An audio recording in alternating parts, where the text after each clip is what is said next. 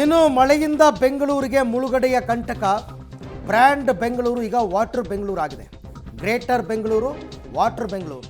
ಹಾಗಾದರೆ ಬೆಂಗಳೂರು ಮುಳುಗಡೆಗೆ ಕಾರಣವೇನು? ಪ್ರತಿ ಬಾರಿ ಮಳೆಗಾಲದಲ್ಲೂ ನಾವು ಇದ್ರ ಬಗ್ಗೆ ಮಾತಾಡ್ತಾನೇ ಇರ್ತೀವಿ. BBMPಯನ್ನು, ಸರ್ಕಾರವನ್ನು ಎಚ್ಚರಿಸ್ತಾನೇ ಇರ್ತೀವಿ.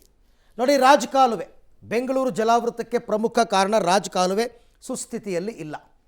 ಎಲ್ಲೂ ಕೂಡ ರಾಜಕಾಲುವೆಯನ್ನು ಮೇಂಟೈನ್ ಮಾಡಿಲ್ಲ. ರಾಜಕಾಲುವೆ ಮೇಂಟೈನ್ ಮಾಡೋದಕ್ಕೇ ಬಜೆಟ್ನಲ್ಲಿ 1800 ಕೋಟಿ ಎತ್ತಿಡ್ತಾರೆ.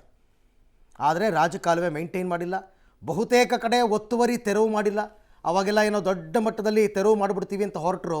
ಪ್ರಭಾವಿಗಳ ಪ್ರಭಾವಕ್ಕೆ ಮಣಿದು ಸುಮ್ಮನಾದರು. ಪಾಪ ಬಡವರು ಬಗ್ಗರದು ಮನೆಗಳನ್ನ ಒಡೆದಾಕಿದ್ರು ಅಷ್ಟೇ ಅವಾಗೆಲ್ಲ. ಅದು ಬಿಟ್ಟರೆ ಬೇರೆ ಏನೂ ಮಾಡಲಿಲ್ಲ. ಇನ್ನು ರಾಜಕಾಲುವೆಗಳಲ್ಲಿ ಹೂಳೆತ್ತುವ ಕೆಲಸ ಆಗಿಲ್ಲ. ಕಳೆದ ಬೇಸಿಗೆ 4 ತಿಂಗಳು ಬೇಸಿಗೆ ಇತ್ತಲ್ಲ, ಆ ಬೇಸಿಗೆನಲ್ಲಿ ಆರಾಮಾಗಿ ಟೈಮ್ ಸಿಕ್ಕಿತ್ತು. ಅದಕ್ಕೆ ಅಂತ ಒಂದು ಸಮಿತಿ ಇದೆ, ರಾಜಕಾಲುವೆ ಮೇಂಟೆನೆನ್ಸ್ ಸಮಿತಿ ಇದೆ. ಇನ್ನು ಬೆಂಗಳೂರಿನಲ್ಲಿ ಮೆಟ್ರೋ ಕಾಮಗಾರಿ ವಿಳಂಬ ಆಗ್ತಾ ಇದೆ.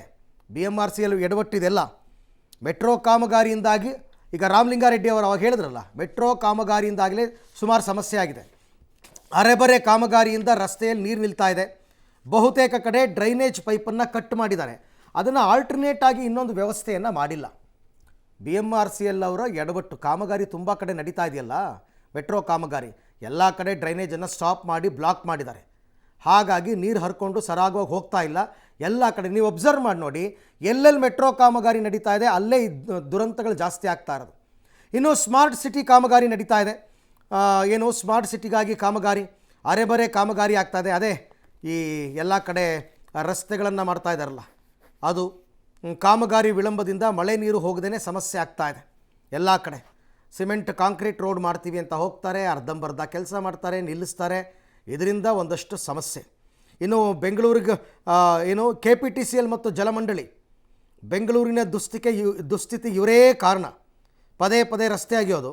ಇವತ್ತು ರೋಡ್ ಮಾಡಿರ್ತಾರೆ, ಮುಂದಿನ ವಾರಕ್ಕೆ ಬಂದು ರಸ್ತೆ ಆಗಿರ್ತಾರೆ. ರಸ್ತೆಯಲ್ಲಿ ನೀರು ನಿಂತ್ಕೊಂಡು ಅವಾಂತರ ಸೃಷ್ಟಿಯಾಗ್ಬಿಟ್ಟಿದೆ.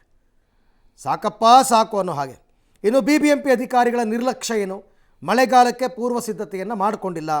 ರಾಜಕಾಲುವೆ ಹೂಳೆತ್ತಿಲ್ಲ, ಒತ್ತುವರಿ ತೆರವು ಮಾಡಿಲ್ಲ. ಹೀಗಾಗಿ ಇಷ್ಟೆಲ್ಲ ಸಮಸ್ಯೆಗಳು ನೋಡಿ, ಹುಡುಕ್ತಾ ಹೋದರೆ 108 ಸಮಸ್ಯೆಗಳಿದೆ. ಒಬ್ಬಿಬ್ಬರಿಂದ ಆಗಿರ್ತಕ್ಕಂಥದ್ದಲ್ಲ. ಎಲ್ಲರೂ ತಮ್ಮ ತಮ್ಮ ಜವಾಬ್ದಾರಿ ಅರಿತಿದ್ದಿದ್ರೆ ಇವತ್ತಿನ ದಿನ ಬೆಂಗಳೂರಿಗೆ ಪರಿಸ್ಥಿತಿ ಬರ್ತಾ ಇರಲಿಲ್ಲ.